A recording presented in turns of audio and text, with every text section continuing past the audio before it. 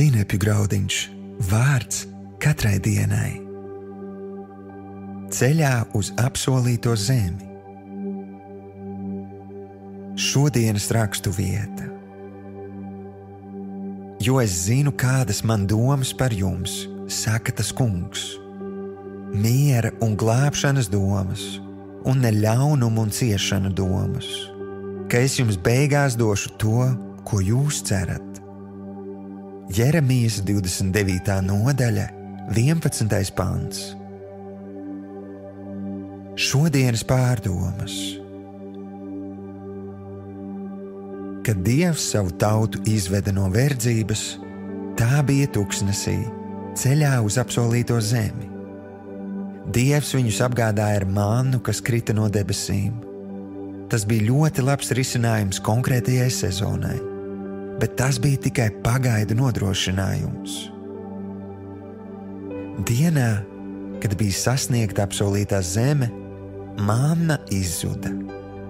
Aiz muguras bija vecā sezona ar jau pierasto, bet priekšā jaunā sezona, pat vairāk, jauna pasaule, kurā viņi nekad nebija bijuši, tikai dzirdējuši, ka tur piens un medus tek. Ticība apsolījumam, ka Dievam bija kaut kas daudz lielāks nākotnē, ir tas, kas turpināja Dieva tautu virzīt uz priekšu. Viņš būtu varējis dot mannu arī apsolītajā zemē, taču bija sākusies jauna ticības sezona, jo Dievs strādā laikmetos, un viņa krājumos vienmēr ir kaut kas labāks.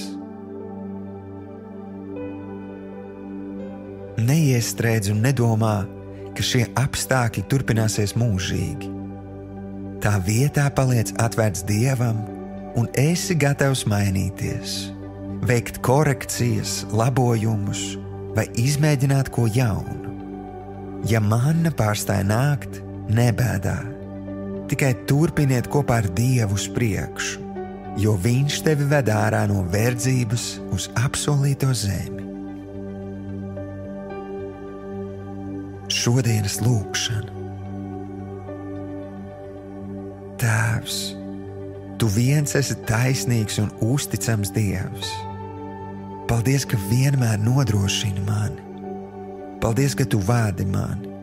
Es ticu, ka Tev ir sagatavotas labas lietas manai nākotnē, un es izvēlos turpināt sekot Tev jaunajā laikmetā, ko esi sagatavojis visai cilvēcei. Jēzus vārdā. Āmen.